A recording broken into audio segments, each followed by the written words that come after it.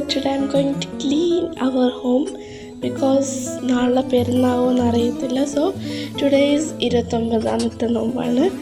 അപ്പോൾ നാളെ പെരുന്നായാലോ എന്ന് വെച്ചിട്ട് 2-3 ദിവസമായി ക്ലീനാക്കാൻ തുടങ്ങിയിട്ട്, പക്ഷേ തീർന്നിട്ടില്ല. ഞാൻ ആദ്യം തന്നെ കിച്ചണാണ് കേട്ടോ ക്ലീനാക്കിയത്, കാരണം അത്രയ്ക്കും മെസ്സി ആയിരുന്നു. സോ ഞാൻ സ്റ്റവിൻ്റെ അടിയൊക്കെ തുറത്തി. പിന്നെ നമ്മൾ റൂമൊക്കെ ക്ലീനാക്കണ്ടായിരുന്നു. റൂമിൻ്റെ അവസ്ഥ ഇതായിരുന്നു. എന്നിട്ട് ഞാൻ സ്റ്റൗവ് അവിടെ വെച്ച് അതിൻ്റെ വേറെ കാര്യങ്ങളൊക്കെ ഉണ്ടല്ലോ അതൊക്കെ ഞാൻ അതിൽ വെച്ചിട്ട്. സോ കുറേ ക്ലീനാക്കണ്ടായിരുന്നു. ഞങ്ങൾ പുരലത്തെ എല്ലാ ജാഗയും മെസ്സിയായിരുന്നു. അപ്പോൾ ഞാൻ അതിൻ്റെ എല്ലാ സാധനവും വെച്ച്, അപ്പോൾ അതിൻ്റെ മറ്റേ ഇതൊക്കെ ഉണ്ടല്ലോ, ചട്ടി നിൽക്കുന്നുണ്ടല്ലോ ആ ഒരു സ്റ്റാൻഡ്, അതൊക്കെ ഞാൻ വെച്ച്. പിന്നെന്താ ബാക്കി ചാകിയൊക്കെ ഞാൻ തുറത്തി. പിന്നെ അവിടെയുള്ള കവാനുള്ള കുറേ പാത്രങ്ങളുണ്ടായിരുന്നു, അതൊക്കെ ഞാൻ സൈഡ് വെച്ചു. പിന്നെ ഉമ്മ വന്നിട്ട് ഇത് കഴിയട്ടോ ഇത്ര പാത്രങ്ങളുണ്ടായിരുന്നു. പിന്നെ കുറച്ച് പാത്രങ്ങൾ അടുക്കി വെക്കാനുണ്ടായിരുന്നു. പിന്നെ ഡൈനിങ് ഹാളിലൊക്കെ അവസ്ഥ ഇതായിരുന്നു. പെരുന്നാളിൻ്റെ അപ്പോൾ ഞങ്ങൾ പുറത്തുനിന്നായിരുന്നു കേട്ടോ വാങ്ങിയിട്ടുണ്ടായിരുന്നത്, കാരണം ഉമ്മക്കൊന്നും സുഖമില്ലായിരുന്നു. അപ്പോൾ പിന്നെ ഷോക്കേസൊക്കെ ഇന്നലെ രാത്രി തന്നെ നമ്മൾ തോർത്തിരിച്ചിട്ടുണ്ടായിരുന്നു. പിന്നെ ഉമ്മ പാത്രമൊക്കെ കഴുകിട്ടോ. പിന്നെ സ്റ്റാൻഡ് വേറെ കുറച്ച് ജാഗ്യം ഇതാക്കാണ്ടായിരുന്നു ക്ലീനാക്കാൻ. സോ അതൊക്കെ ക്ലീൻ ചെയ്ത് ഉമ്മ പാത്രങ്ങളൊക്കെ കഴുകിട്ടോ. എന്നിട്ട് ഒരുമാതിരി ക്ലീൻ ആയിട്ടുണ്ട്. പിന്നെ ഞാൻ ഈ ഒരു ട്രൈ വെച്ച്, കാരണം എൻ്റെ ഉമ്മ റെഡ് വെച്ചിട്ടുണ്ടായിരുന്നു കേട്ടോ ഓയിലിൻ്റെ ബോട്ടിൽ വെക്കാൻ വേണ്ടിയിട്ട്.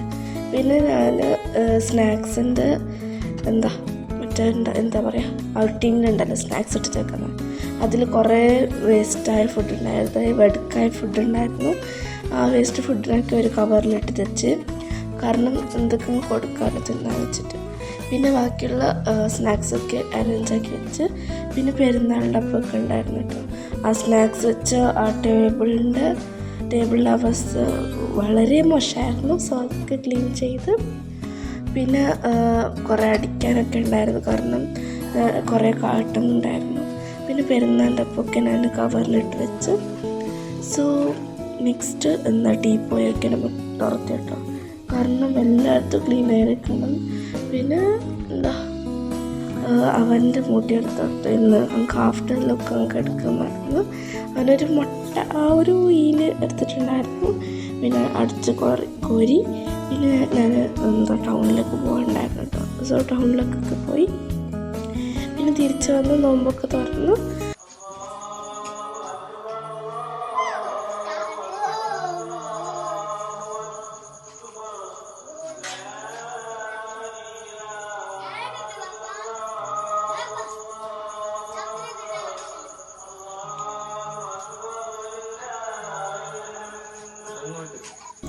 പിന്നെ ഡൈനിങ് ടേബിളൊക്കെ തുറത്തി. അപ്പോൾ നാളെ പെരുന്നാളെന്ന് അറിഞ്ഞു ഗൈസ്.